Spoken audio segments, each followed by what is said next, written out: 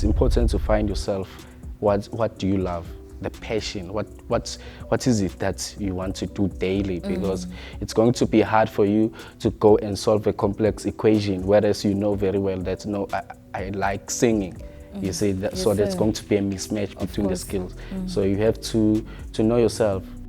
I met a lot of people who are like, but this thing is not mine. This is my father's dream. And then now it's caught up. So I can't quit and do the next thing or whatever.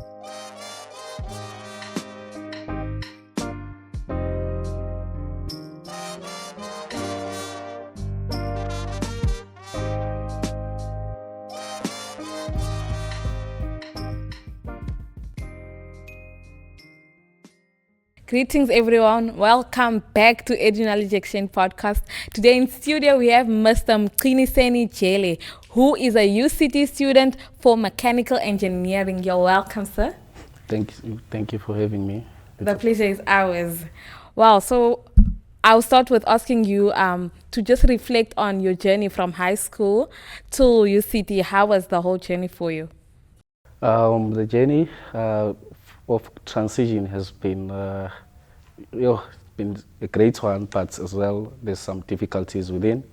So to move from being high school teenager to adulthood and be the student at university, I mean there's changes. For social changes, firstly, I think I had to encounter some issues. You are far away from home. So that's the first issue. So you have to meet new people at the new space, New there's beginnings, environment. and then you have to form new relationships, whatever. So now there's no longer that thing of you coming from high school, going back home frequently every week. Now you have to stay there, sit and face. I mean, so yeah. And then academically, the transition has been huge. So there's a huge gap between the two institutions. The university, you have to now this step up, you have to be organized. There's many changes, whatever, so you have to plan for everything you're doing. So typically I didn't plan when I was at high school. So now, yeah, it has been like that. Came in your face as a surprise. Was it a surprise for you, or was this something that you ever thought of as you grow up? Like, I need to plan as I grow up, I need to do this as I grow up. It felt like a spaceship for me. It was so surprising because, I mean, from the high school I'm coming from and then to this significant university in Africa. So there was that jump. However, I was also happy about the change because, I mean, I was about to do something I always wished to do. So yeah, it's chasing the dream. Yes, so sir. yeah, I was ready at the same time. So the momentum was favoring me. Yeah. Oh, that's good. So tell us, what were the requirements when you were applying to UCT? The first one is you to perform very well. The aggregates that was needed 70 plus. So, and also there was an NPT test I had to write. So the competition was too tight. I mean, when I was applying, there were so many rejections around. And fortunately for me, I think I worked at my best level and I was admitted. So I think, yeah, those were the two main cornerstones that were needed to be admitted there. Yes, sir. So when you started university, and you obviously had to adjust to new things, or you had to make new changes to your studying, your discipline and everything. How did that happen? How did that go about? How did you go about that? I had to grow up some discipline within myself because at high school, the school was after at 2 p.m. So I usually went just to play. But when I reached that university, I saw that the classes ends at 5. It was torture. So now I had to be used and accustomed to maybe extending my day, working on my books. And then I had to limit some of the habits I had. At high school, I used to play soccer, used to go and chill wherever. So now it's university level, there's no such habits. So whatever you do, you have to put in mind that you're always on point of focusing and doing the work. So, yeah. So tell us, what was the main strategy that you adopted that helped you throughout your journey, through university until now? The strategy that's helped me is ensuring that my health came first. So because academics had a lot of pressure. And so training also. Yeah, they were so straining. So what's happened, I just started to go to the gym for my mental health to at least adapt to the space. I mean, in a positive way. Went to the gym. I did some other activities like going to swimming, and then I structured my hours. I started to say, okay, I allocate this hour for this particular thing, and then I come back again to focus on the schoolwork. But also, so the work at university demanded me to be amongst the people who are doing the same course as mine. So my there's group mates that I met who helped me to explain things or whatever, to close the gaps where I was limping. So Oh, okay. yeah. Oh, okay. So were you in groups with people? Did you also have the leverage to also explain to them, or was it just like people were meant it to help and assist you? It was mutual, you see, it was mutual because university is big on its own, so you will forget that you have a task at a particular time, and then you have to be reminded that, oh, we have this thing. So now you can't live alone there, you can't be at the corner, just like in high school. So there you have to collaborate with people, you have to at least be there, be around and participate in everything, whatever it might be, socially or academically. Yeah. So tell us about the challenges. What was the major challenges that you faced going back? If you think about, if you could go back to your first year, being a first year student, just entering university, like being blue. And then what was the biggest challenge that you look back now and you're like, at least I conquered that? Obviously, as a first year student, you fight for survival. As a first year student, you fight for survival because there's many things that are happening. You've been seeing from people who are ahead of you with the grades, they drop out or whatever. So you have this anxiety that, but I want this thing at the same time. This is how it ends for others. And then how am I different from them? I had to now characterize myself and be there and ensure that, okay, I maintain the position and at the end I win. So firstly, I had a test I wrote of physics. I failed. That was the first time I was failing. So that was so traumatic for me. You're moving from 90 something of that particular subject, and now you have to sing for 20%. So I had to take that loss and try to now build the resiliency. So that was traumatic for me. But then it didn't end there. I still failed, even if I was working hard. So it was challenging for me. There were many fails, eh? Yeah, but then just got adapted, and then I had to ask like the people who've been there, how are you doing this thing? And then people just put me, and then I went through and I adapted to the point that I'm at now. I reflect, I'm like, okay, yeah, I did work very hard, strategizing and stuff. Wow, guys, see that there is power in asking and learning from others. That is why at EduKnowledge Exchange Podcast, we always engage with our guests and allow them to tell us their story so that the story builds us rather than breaking us down. Wow, Mkuniseni, your story is just inspiring. So tell me more about how how talking to people helped you grow as an individual. Like, I know there were so many challenges, but how did, talking to people, networking assist you? It helped me a lot of ways. I mean, if you put yourself in a corner, you don't want to share anything, it grows up until it knocks you out. I mean, you face some mental breakdowns. But what I saw is that if you just speak whatever you want to speak at the point, if you are pressurized or you are feeling suppressed, if you speak with people, you'll be like, okay, this is what I'm facing currently. How can I go through this particular situation? How can I win this particular issue? You'll find out that you are not the only one who's facing that difficulty. And then that helps for you to share. But if you enclose everything, you'll end up thinking that, all these things are happening to me alone. And then there comes some other circumstances that you're gonna do and it's gonna knock you down. Yeah, so it helps to vent out and Okay, good.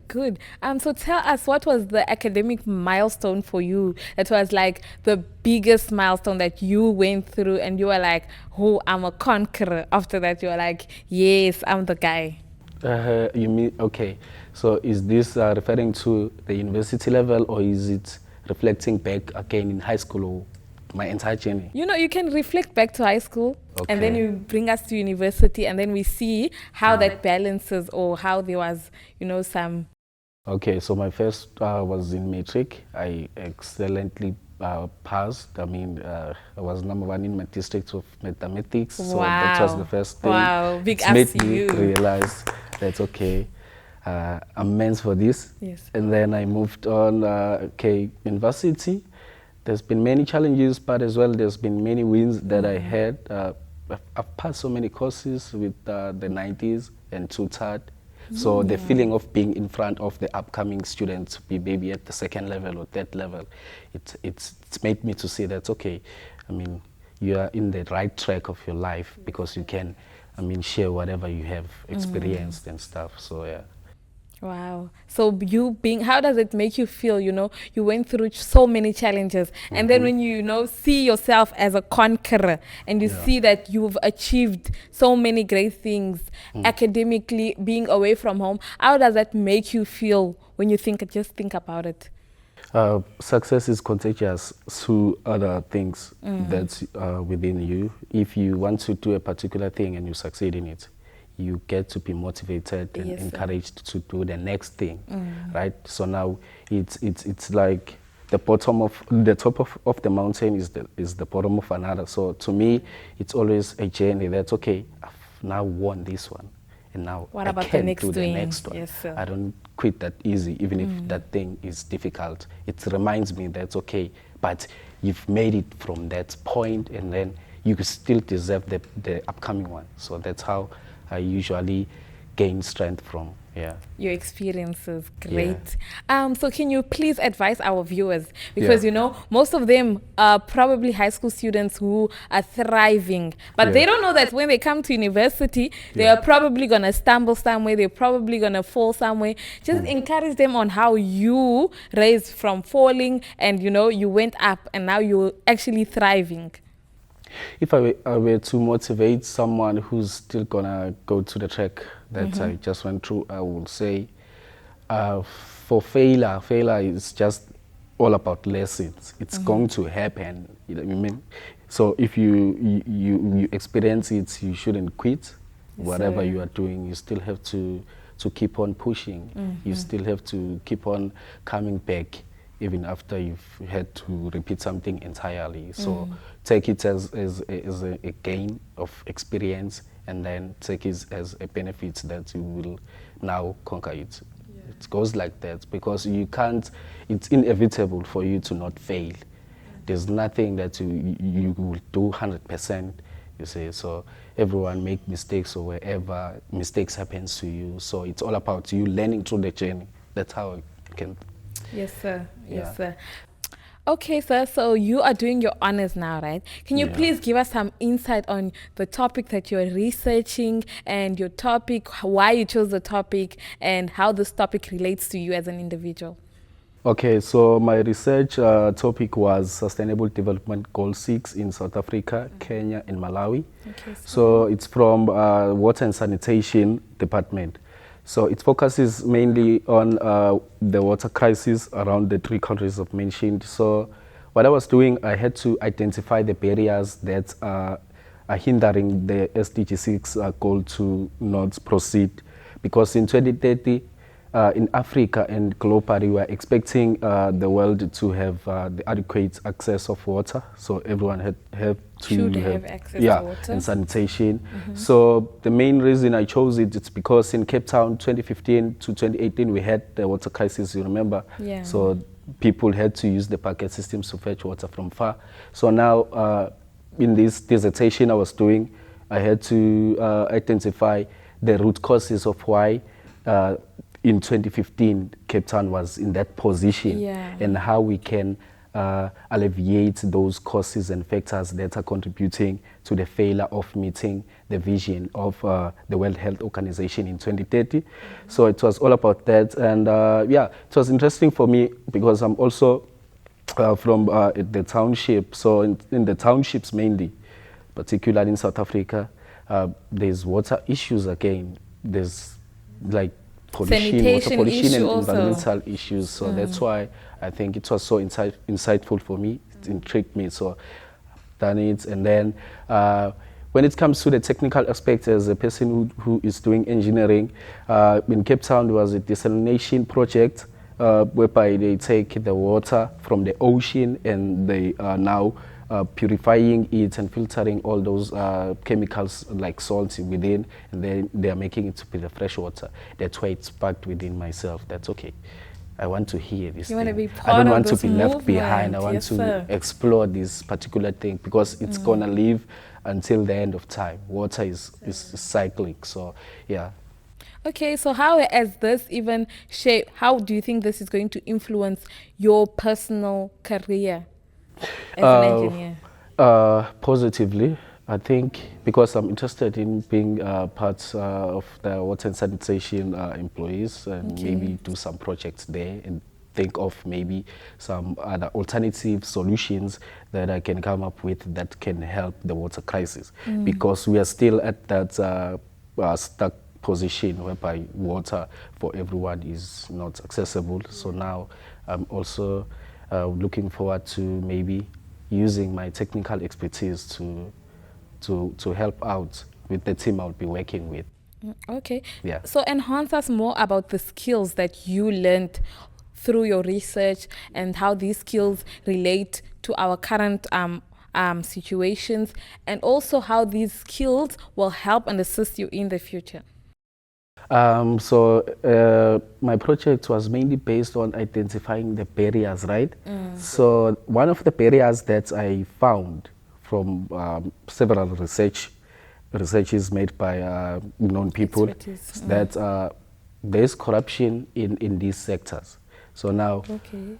to me, I've developed this thing that project management is important because it doesn't only influence you within the surroundings, within it affects everyone. So if everyone could be, can have this thing of integrity wherever they're working at, Yes, it's taught me a lot, like managing the task, managing everything, making sure that as an engineering person, you're not only confined to being a technical person, but you go beyond and interact with the society or whatever. Yeah. Okay, so how has your whole experience, being a student, going into the real world, doing research, how has this shaped you? And how has this also shaped your view of mechanical engineering as a whole thing? So it has helped me to start from the theoretical work, and then now I feel like I'm more than ready to apply whatever I learned.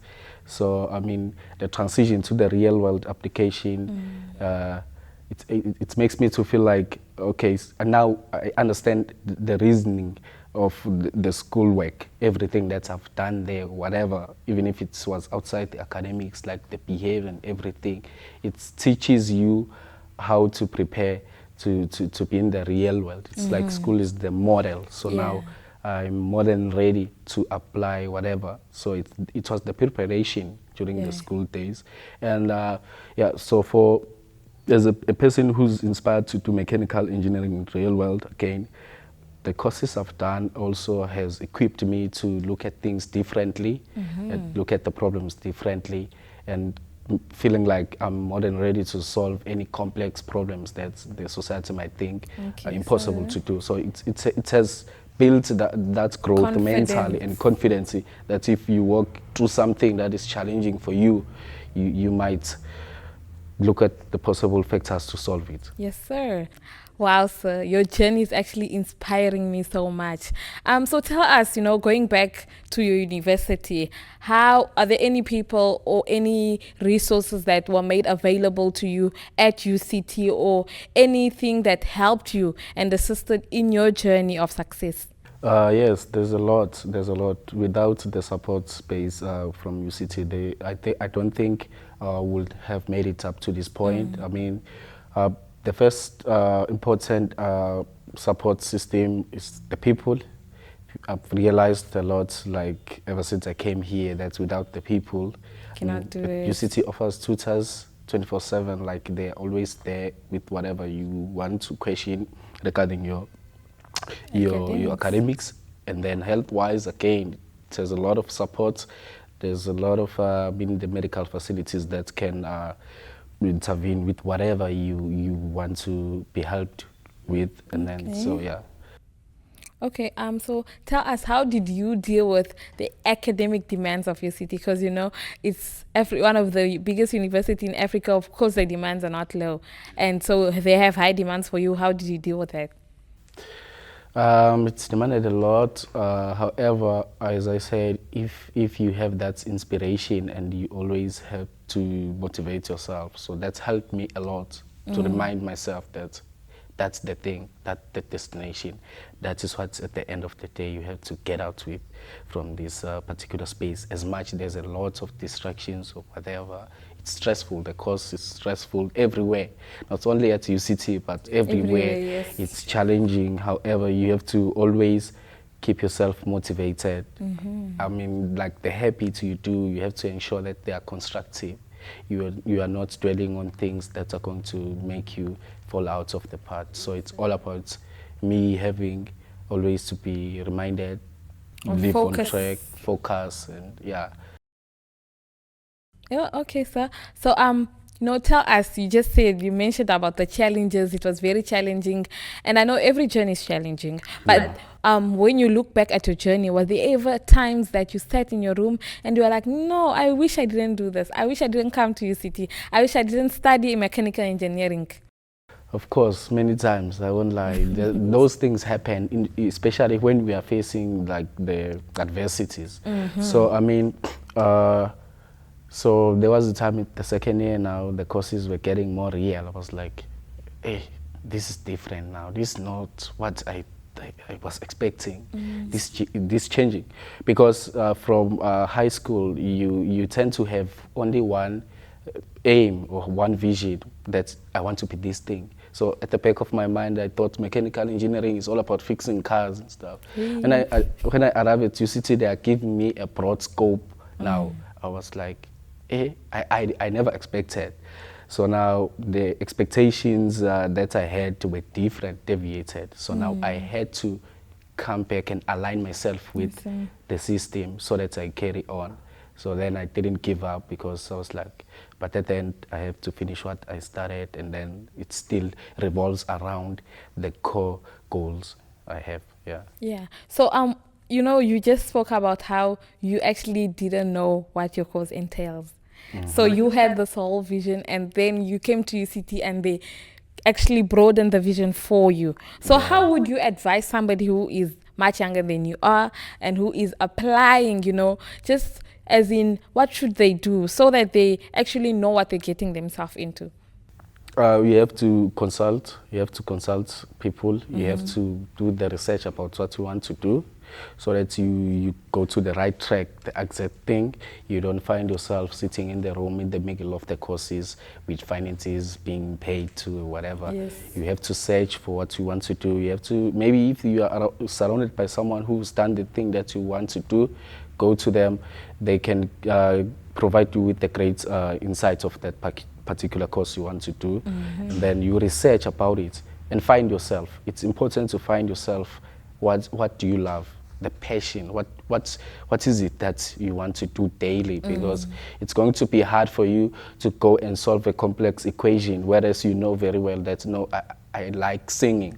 You see, so there's going to be a mismatch between the skills. So you have to know yourself. And we're coming from families, the people there want to wish things they want us to do. So now you have to find yourself. Don't get trapped there when you reach there, because trying to reach your family's dreams. Yeah, I met a lot of people who were like, but this thing is not mine. This is my father's dream, and then now it's caught up, so I can't quit and do the next thing or whatever. Because also again, for me, I chose it myself. I found myself initially for mechanical engineering. So if I saw that my father chose this for me, I will quit it if eventually, if it was difficult, you will go for your thing. Yeah, just go for your thing, and then you will see. Okay. Okay, sir. So tell us, is there actually in your life, you spoke about socializing, you socialize to a lot of people, but you actually have a social life when you go out, you have fun, what? Yeah. Yes, you do. Many times. I think that's what keeps me away from every stress. I don't want to enclose myself in the room or whatever.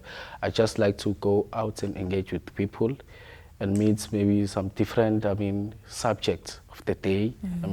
That alters and that makes my mind to learn more. You see, because university is not only life. There's more to life. You can be exposed to different people who can come up with some particular opportunities that might align you. Yeah, so I met a lot of people.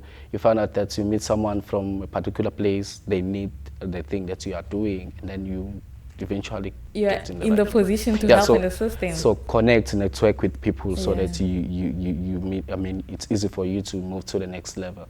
Yeah. Yes, sir. So tell us, how did you balance, or how do you still even balance your social life and your academic life so that you still thrive academically?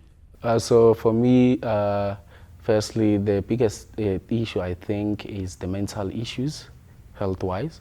So now, to balance between my academics and the two, you have to, I consult whatever the secretaries or whatever, they advise me, okay, this particular life, this particular moment, this is how you have to do things now. Maybe this stress is caused by this, and then pause a bit, then get back again, and then you continue. Because I can think that I'm doing something the particular and way it's I benefiting, want to, and it doesn't. Maybe it's something really that is destroying me a bit. It's draining you in a certain way. So at least try to be balanced. Keep things balanced. Yeah, like seek for help or whatever in any way, in any form. Oh, okay, I see you, sir. So tell us, about the habits that you created. Obviously, I can see that you clearly, how to balance out your life, how to plan out your life, when to ask for help, when to help others, which is very good, and I commemorate you for that. But also tell us about the habits that you've developed that assist you, anytime you're stressed, anytime you have anxiety, anytime you feel like, okay, losing it. There's a lot. I do go to the gym, hit the gym for an hour or whatever.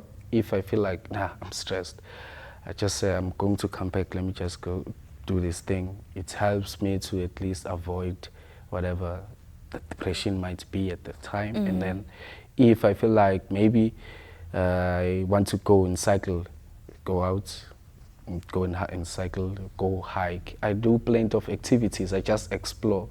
I'm curious, so being curious helps me to suppress a lot of, negative things Emotions. that might come up, but then I return back and then continue where I ended, because I know that at the end of the day, as much as I can go out or whatever, I need to go back again. And go back and go on again. Yeah. And life moves on again. Yeah. Okay, so tell us, now that you are close to graduation, and I wish you all the best, obviously, in your future, but what are your plans? Do you plan on continuing to study? Do you plan on continuing to do research? Tell us more about your plans. So currently I've registered for another degree. Adding on top. No, you're not serious. Yeah, so I want to add at least on top of what I've gained. So yeah, because I'm a business person, so I want to ensure that in the business sector I'm intending to go into, you have knowledge. I have the multiple skills, because I believe that knowledge, they say you learn until you die, so that's what I'm doing. I don't want to like limit myself. So I'm willing to take whatever. If I feel like I want to add this, I add it. Yeah, so the journey, the marathon continues always. Yeah. Hats off to you. So tell us, which degree is this that you're planning to start?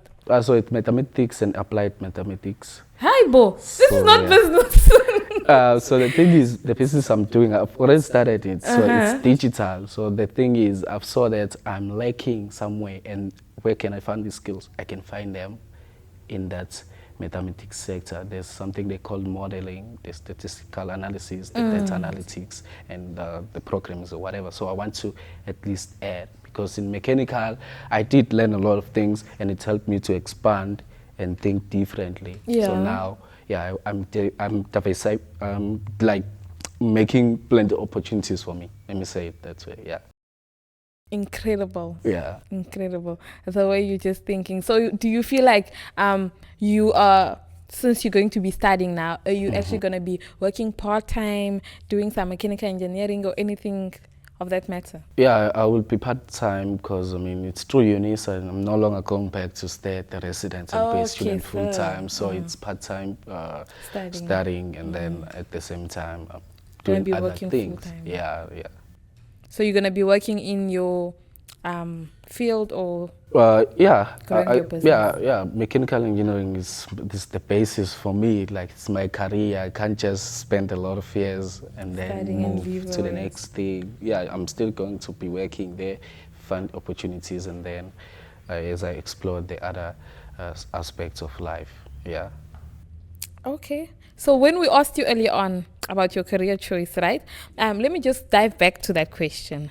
And I just want to know, when you ever thought, okay, I should have not done mechanical engineering. What was the choice that came to mind that you should have done?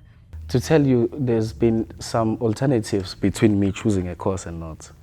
The thing of me not liking mechanical immediately at the particular time during me doing it, it was coming from the fact that I was failing some courses. You were frustrated. I had some mixed emotions within the career choices, but I don't think I would have done something else. Okay, so now you're doing applied mathematics. Where did those come from? It's for me to integrate the skills so that I do the business thing. So that you thrive also in your business aspect. Yeah, so applied math is for business purposes and mechanical is for passion. Okay. So everything. I'm in content right now. I'm happy with what I'm doing. Yes, sir. Yeah. That's good. I'm happy for you, sir. Yeah. Wow. You've heard our audience, you've heard him, the man himself. He's talking about, finding your purpose, being content, and, just doing things that make you happy in general.